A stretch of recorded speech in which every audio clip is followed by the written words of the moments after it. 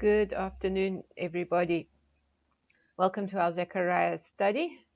Hello to Stella, Angela, and Ivan. George, all signed in already.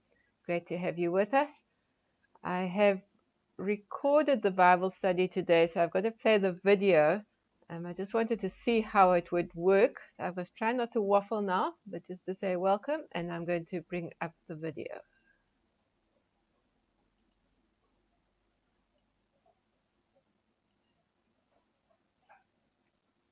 Zechariah chapter 9.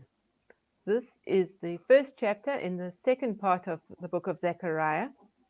The first few chapters spoke about very positive message, with God saying that He is going to comfort His people, that He promises good things are going to happen, and reassuring them that He will come back to Jerusalem, metaphorically speaking.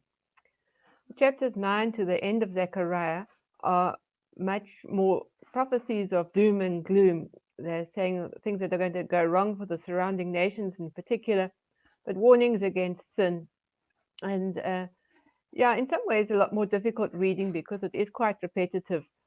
But in the midst of these things, we find little nuggets of, don't want to say this is only a bit of wisdom, but a bit that we can understand in our context now today. And so it's worth persevering through it to find those special bits. Zechariah chapter 9 comes in, I like to look at it in three parts, with the middle part being the part about your king coming riding on a donkey, which we know is a prophecy to Jesus. There's just that little bit in the middle, and then the bits on the other side are, again, more vague prophecy from our point of view, more difficult for us to identify exactly what is happening. So we're going to travel through the text and just going to go back a few times into other parts of Scripture to have a look at what is happening. Try and bring up those slides. And so we begin an oracle, the word of God coming through Zechariah. The word of the Lord is against the land of Hadrach and will rest upon Damascus. For to the Lord belongs the capital of Aram, as do all the tribes of Israel. Hamath also, which borders on it. It's going to go that far because those three cities are all in Syria.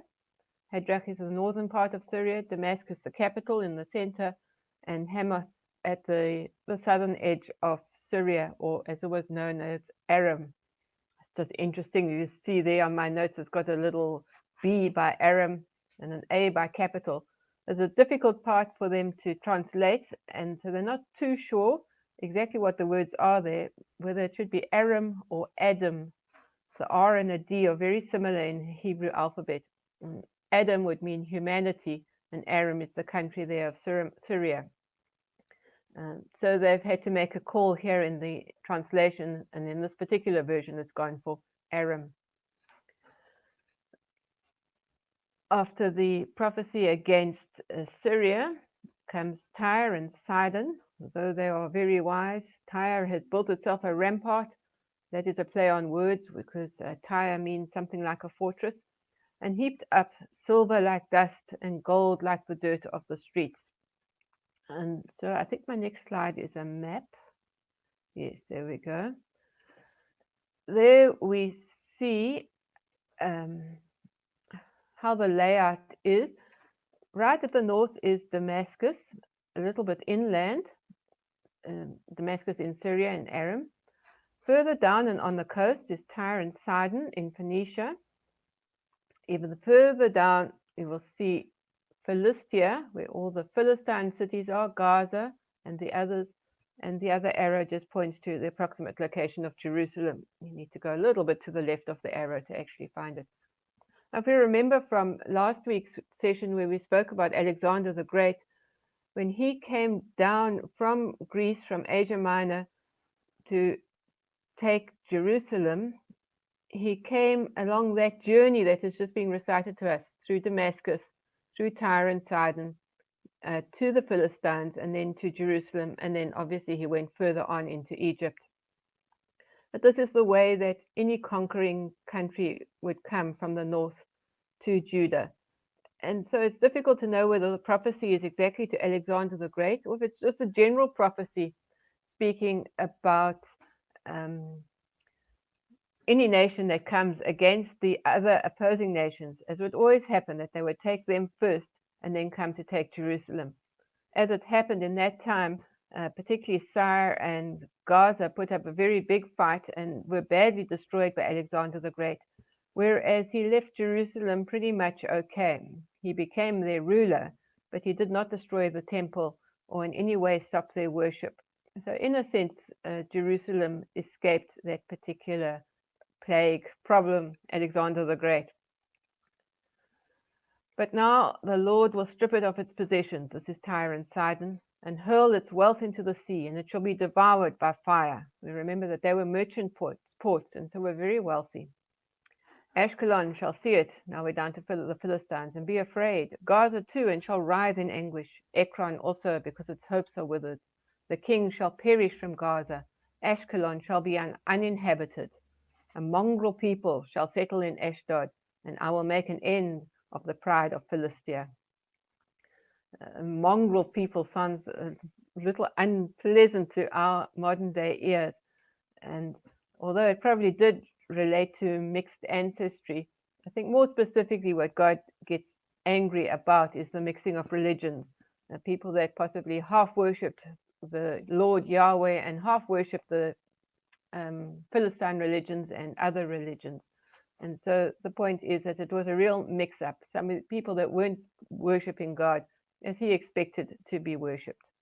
And so that there is the prophecy against Damascus, Tyre and Sidon, and the Philistines, leaving Jerusalem in some measure of peace. Go on to the next bit. I will take away its blood from its mouth and its abominations from between its teeth. Remember, these are now the mongrel people, the people with the mixed religions. The Jews were not to drink blood, and so that is going to be taken away. It too shall be a remnant for our God. It shall be like a clan in Judah, and Ekron shall be like the Jebusites. And so those people will be brought to understand the way that God wanted them to live, and they would actually begin to join with the Israelites. And this again is a prophecy towards the end when we know that Gentiles are also included in God's plan. And then God says in verse 8, I will encamp at my house as a guard, so that no one shall march to and fro. No oppressor shall ever again overrun them, for I have now seen with my own eyes. And our commentator says, as I think we all feel, no oppressor shall again overrun them. It's hard to know what Zechariah meant, what God meant when he said that, because we do know that Israel was oppressed again, and even now is a source of site of a lot of conflict. So we just have to go with it and say that's what the Bible says. Perhaps one day it will become more clear to us. Perhaps it's a prophecy to write at the very end. When we have the new Jerusalem and the new heaven and the new earth. We're just going to have to wait and see, unless perhaps the Lord reveals it to one of us now. The next bit is the bit that we are familiar with from the New Testament. Rejoice greatly, O daughter Zion. Shout aloud, O daughter Jerusalem. Lo, your king comes to you, triumphant and victorious is he, humble and riding on a donkey, on a colt, the foal of a donkey. He will cut off the chariot from Ephraim and the war horse from Jerusalem, and the battle bow shall be cut off, and he shall command peace to the nations. His dominion shall be from sea to sea, and from the river to the ends of the earth. And you'll see on the side there I've put some Bible readings. I'm not going to go to all of them. Matthew 21:5 is just a reference to Jesus coming into the city before Passover, riding on the donkey. 2 Samuel 16 is a reference where it says that the family of kings ride on asses. 1 Kings 1 is the one that I am familiar with as being a precursor to Jesus riding on a donkey, is when they put King Solomon on a donkey and took him in and said, this is now the new king to reign after David. The interesting ones that I was not totally aware of is Genesis 49:11. I'm going to read that one to us. This is when Jacob is blessing his sons at the end of his life, and as he blesses Judah, we know that Judah is the one that is the ancestor of Jesus, as he blesses Judah, he says, "The scepter will not depart from Judah, nor the ruler's staff from between his feet, until he comes to whom it belongs, and the obedience of the nations is his. He will tether his donkey to a vine, his colt to the choicest branch. He will wash his garments in wine, his robes in the blood of grapes." And the sense is that perhaps this is also referring back to that, linking Judah and the donkeys to the whole messianic prophecy. It is really, as Jacob speaks there, it's an indication of wealth and riches, that Judah is going to have a donkey, which before horses was the thing, to have a donkey, before they had tamed horses and used horses extensively. And then to be able to tie your donkey to the grapevine, where the donkey would eat the grapes, was the ultimate luxury. And even tie the colt of the donkey to the choicest grapevine. So a real sign of wealth and prosperity, but which is echoed from Zechariah back to there to say, this this is something very special, something very amazing. And you might think a donkey is a humble animal, but this has been prophesied from way back when. To pick up also Psalm 72. This goes from that last line that we can see on the screen there. His dominion shall be from sea to sea and from the river to the ends of the earth. And we know that that is an indication of pretty much the whole world, is what it means by that. We're going to read Psalm 72. It's interesting to see that, this Bible here says of Solomon, and it's my other Bible says something about a special blessing on Solomon. Verse 8 says, "He will rule from sea to sea and from the river to the ends of the earth." And so here again, Zechariah is referring back to King Solomon. And so we have this idea of a continuity of Solomon onto Jesus. And remember, we're also talking about the temple, and we've got Solomon's temple and the new temple. And so the whole thing ties together really nicely. Right, let's go on to the slightly more difficult parts. Oh, okay, this part is interesting as well. This is difficult to know if it goes with the previous or with the next as you read it. "As for you also, because of the blood of my covenant with you, I will set your prisoners free from the waterless pit." And there we could think of Joseph, who was also thrown into the pit by his brothers. Any well that ran out of water became a very useful prison, because it was useless and people couldn't get out of it very easily. And so Joseph was thrown into the pit, and here they're using it as an imagery. And probably what is meant here is the people that are still in exile, the people that still need to return from Babylon to the promised land, to Jerusalem, to Judah. But of course, if we see it in a messianic sense, it is prisoners of sin. And God promises that he will free us from that. "Return to your stronghold, O prisoners of hope." O prisoners not held prisoner by hope, but prisoners who have hope, and which is us, which was the people then, as God promised them salvation. "Today I declare that I will restore to you double." And that is interesting there, because I'm not going to go to Genesis 48, but you might want to look it up later, is as Jacob is speaking to Joseph, and Joseph is introducing him to his two sons. And Jacob says, "These two boys will inherit alongside your brothers." And so, in fact, Joseph inherited a double portion of Jacob's empire, such as it is. And so there were two tribes of Joseph in the tribes of Israel. And so we see the fulfillment there of something that happened way back in the time of Joseph as well. So I just found that interesting. And now we get back into the war. We had all the peace, and God promises peace and this wonderful stuff. And here now it's back to Judah as a bow and Ephraim as its arrow and the warrior's sword, and the Lord will come in person, it seems like, and he's going to come and lead them with lightning and trumpets, which might be thunder. And the commentator that I was reading also says, such a mixture. Is it peace or is it war? And the reality is that we know life is war and life is peace. Although Jesus is the Prince of Peace and he brings us peace, there are times when we are stressed, and there are times when there is very bad stuff happening out there in the world.